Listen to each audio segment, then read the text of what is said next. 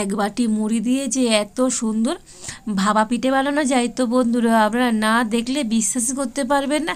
আর আজকের ভাপা পিঠেটা কতটা সুন্দর হয়েছে দেখুন, একেবারে নরম তুলতুল করছে আর ভিতরে তো পুরে একেবারে ভরপুর।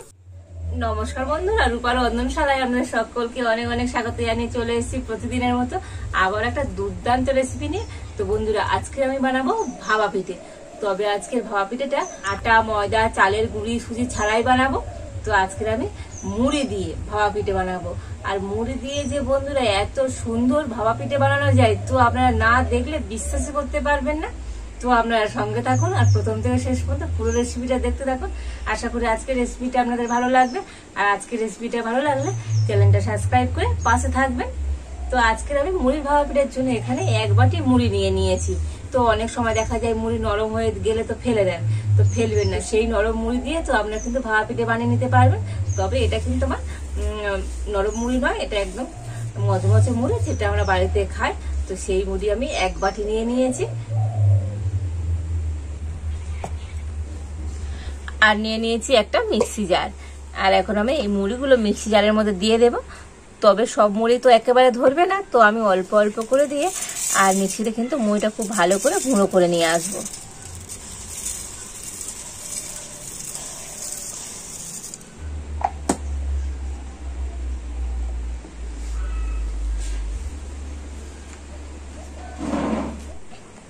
তো দেখুন মুড়িটা কিন্তু খুব ভালো করে গুঁড়ো করে নিয়ে এসেছি। তো মুড়িটা কিন্তু এইভাবে মিহি করে গুঁড়ো করে নিতে হবে। আর এবারে নিয়েছি আমি এখানে টক দই। তো আমি হাফ বাটি টক দই নিয়েছি। আর এই টক দইটা এখন আমি একটা বড় জায়গাতে করে নিয়ে নেব।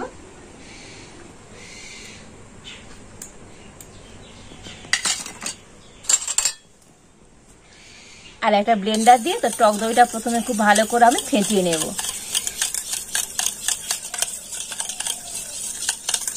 তো দেখুন টক দইটা কিন্তু খুব ভালো করে ফেটিয়ে নিয়েছি। আর এবার ওই ফেটানো টক দইয়ের মধ্যে দিয়ে দেব মুড়ি। তো যে মুড়িটা আমি গুঁড়ো করে নিয়ে এসেছি, এই গুঁড়ো মুড়িটা আমি টক দইয়ের মধ্যে দিয়ে দেব।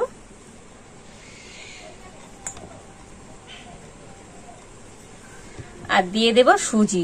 তো এই বাটির হাফ বাটি আমি সুজি নিয়েছি, তো দিয়ে দেব।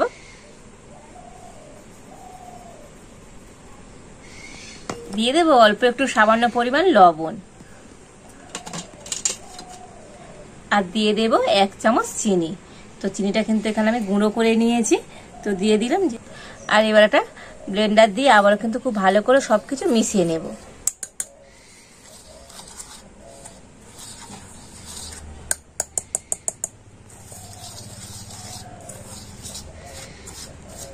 তো দেখুন সমস্ত উপকরণগুলো তো খুব ভালো করে মিশিয়ে নিয়েছি। আর এবার আমি এর মধ্যে দিয়ে দেবো জল। তো টক দইয়ের বাটিটা ধুয়ে আমি একটু জল দিয়ে দেব।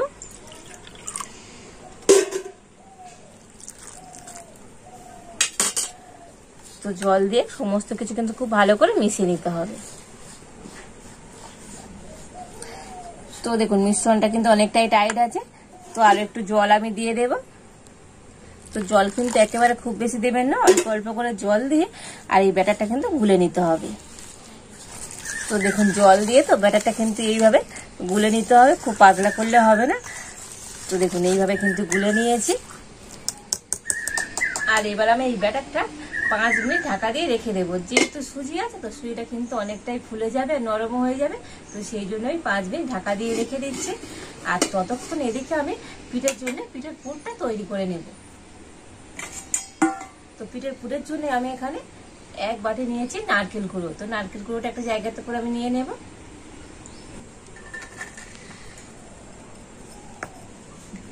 আর এই নারকেলের মধ্যে দিয়ে দেব 2 চামচ গুঁড়ো দুধ। তো এই গুঁড়ো দুধটা দিলে তো পুরটার বন্ধুরা খুব সুন্দর একটা টেস্ট হবে।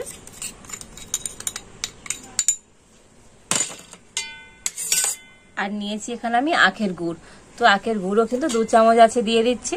তো মিষ্টিটা অবশ্যই আপনারা আপনাদের স্বাদ মতো নিয়ে দেবেন। তো এখানে আখের গুড়ের পরিবর্তে আপনারা কিন্তু চিনিও ব্যবহার করতে পারেন। আর এখন আমি সবকিছু হাত দিয়ে খুব ভালো করে মিশিয়ে নেব।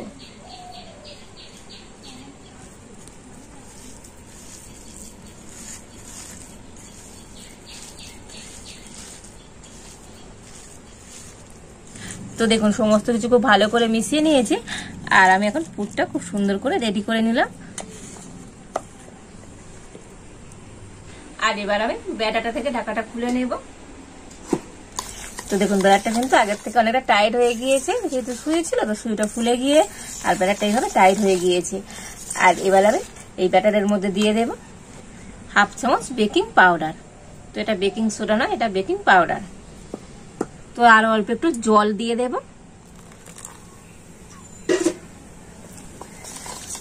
তো বেকিং পাউডার দিয়ে তো ব্যাটারটা কিন্তু খুব ভালোভাবে আবারও মিশিয়ে নেব। তো বেকিং পাউডার দিয়ে তো ব্যাটারটা কিন্তু খুব ভালো করে আমি ফেটিয়ে নিয়েছি। আর ব্যাটারের ঘনত্বটা দেখুন বন্ধুরা কি রকমই হবে, দেখুন এই রকম কিন্তু ঘনত্বের হবে, একেবারে পাতলা নয় আর খুব বেশি ঘনও নয়। তো ঠিক এইভাবে করে কিন্তু ব্যাটারটা গুলে নিতে হবে। আর এবারে এখানে আমি 4টে স্টিলের বাটি নিয়ে নিয়েছি, আর আজকে আমি ভাপা পিঠাটা এই বাটিতেই করে বানাবো।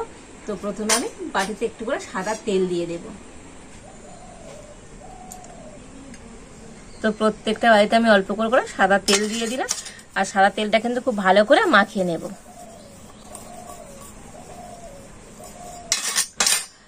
তো দেখুন 4টে বাটিতে তো খুব ভালো করে আমি তেল লাগিয়ে দিয়েছি, আর এবার আমি ব্যাটারটা প্রত্যেক বাটিতে অল্প অল্প করে দিয়ে দেব।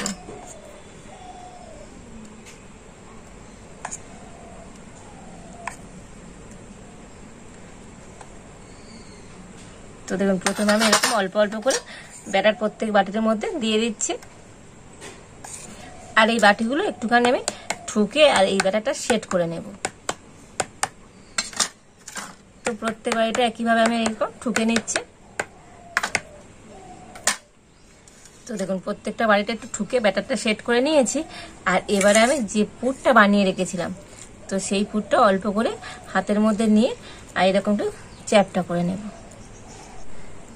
তো দেখুন পুরটা হাতের মধ্যে আমি এইভাবে করে নিয়েছি, আর এই পুরটা তো আমি উপর দিয়ে দিয়ে দেব।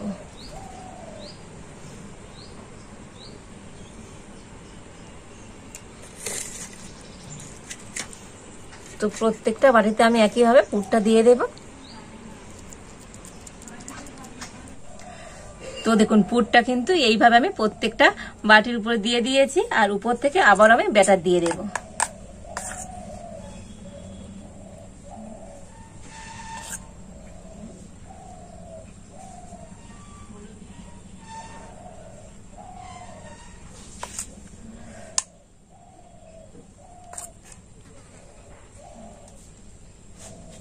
তার উপরে আমি চামচ দিয়ে এইভাবে সমান করে দেব।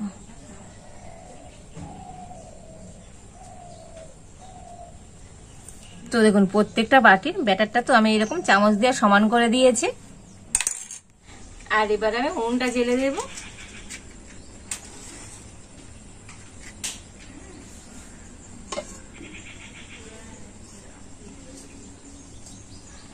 তো কড়াতে আমি দিয়ে দেব জল। আর এবার আমি জলের উপর এরকম একটা খাবার রাখা স্ট্যান্ড নিয়েছি, বসিয়ে দেব। আর ঢাকা দিয়ে জল আর স্ট্যান্ডটা প্রথমে খুব ভালো করে গরম করে নেব। তো জলটা কিন্তু খুব ভালো মতো গরম করে নিয়েছি, আর দেখুন জল ফুটেও গিয়েছে। আর এবার আমি এই স্টিলের থালাটা প্রথমে বসিয়ে দেব। আর এবার এই থালার উপর আমি একটা একটা করে বাটি দিয়ে দেব।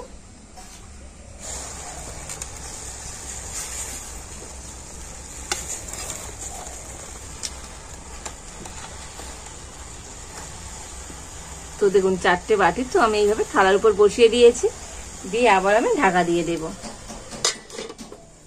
তবে এই পিঠেগুলো ভাপাতে তো খুব বেশি সময় লাগবে না, 10 থেকে 15 মিনিট হলে হয়ে যাবে। তো 10-15 মিনিট পর আপনাদের দেখাবো আজকের এই মুড়ি দিয়ে ভাপা পিঠেটা কেমন হয়েছে। তো প্রায় 15 মিনিট পর আমি ঢাকাটা খুলে নেব। আর দেখুন ভাপা পিঠেগুলো কতটা সুন্দর হয়েছে, কতটা ফুলে গিয়েছে। তো ভাপা পিঠেগুলো ঠিকঠাক হলো কিনা তার জন্য এখানে আমি একটা টুথপিন নিয়েছি, আর টুথপিন দিয়ে আমি দেখে নেব এই ভাপা পিঠেগুলো রেডি হয়েছে কিনা। তো দেখুন টুথপিনের গায়ে কিন্তু একটু ব্যাটার লেগে যায়নি, মানে পিঠেগুলো কিন্তু আমার একেবারে রেডি হয়ে গিয়েছে। আর এখন আমি পিঠেগুলো নামিয়ে নেব।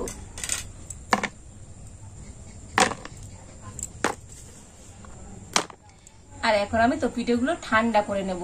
তো পিঠেগুলো এখন খুবই গরম আছে, তো বাটি থেকে ছেড়ে উঠে আসবে না, তো ঠান্ডা হলে তো তারপরে আপনাদের বাটি থেকে তুলে দেখাবো আজকের এই মুড়ির ভাপা পিঠেটা কেমন হয়েছে। তো মোটামুটি আমি 10 মিনিট এইভাবে পিঠেগুলো রেখে দিয়েছিলাম, আর পিঠেগুলো এখন ঠান্ডা হয়ে গিয়েছে। আর দেখুন ঠান্ডা হয়ে যাওয়ার পর তো ধারগুলো কেমন ছাড়া ছাড়া হয়ে গিয়েছে। তো ঠান্ডা হলেই কিন্তু ধারগুলো এরকম ছেড়ে যাবে। আর দেখুন হাত দিয়ে কিন্তু এইভাবে আমি একটু ধারগুলো একটু ছাড়িয়ে নেব।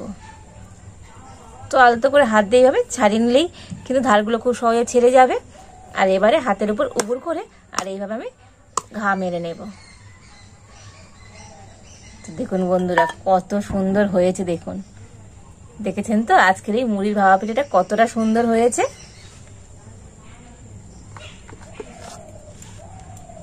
তো আরো একটা পিঠে দেখুন একইভাবে আমি তুলে নেব। তো দেখুন আরো একটা পিঠে তুলে নিয়েছি। প্রত্যেকটা ভাপা পিঠে কতটা সুন্দর হয়েছে দেখেছেন তো বন্ধুরা।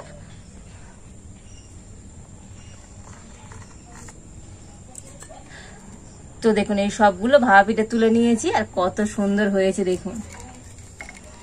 আর দেখুন আজকের এই ভাপা পিঠাটা কতটা সুন্দর হয়েছে, একেবারে নরম আর তুলতুল করছে দেখুন।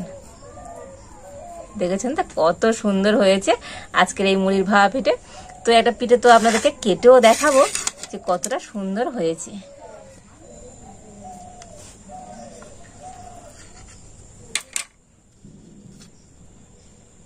দেখুন বন্ধুরা ভিতরে দেখুন পুরে তো একেবারে ভরপুর, কত সুন্দর হয়েছে আজকের এই মুড়ির ভাপা পিঠেটা। তো অসম্ভব সুন্দর হয়েছে। আর দেখলেন তো বন্ধুরা এক বাটি মুড়ি দিয়ে আর কত সুন্দর ভাপা পিঠে বানিয়ে ফেললাম। তো আপনারা সবসময় তো চালের গুঁড়ি, আটা, ময়দা, সুজি দিয়ে পিঠে বানিয়ে খান, আর আমার মতো করে এই মুড়ি দিয়ে একবার ভাপা পিঠেটা বানাবেন, দেখবেন বন্ধুরা দুর্দান্ত হবে। আর বাড়িতে যদি আপনারা এইভাবে ভাপা পিঠেটা বানান তো কেমন হয়েছে একবার কমেন্ট করে জানাবেন। আর আজকের আমার পিঠের রেসিপি যদি আপনাদের ভালো লাগে তাহলে লাইক করে দেবেন, আর সবার সাথে প্রচুর প্রচুর করে শেয়ার করবেন। আজ এই পর্যন্ত, আপনারা ভালো থাকুন, সুস্থ থাকুন, দেখা হচ্ছে নতুন কোন একটা রেসিপি নিয়ে।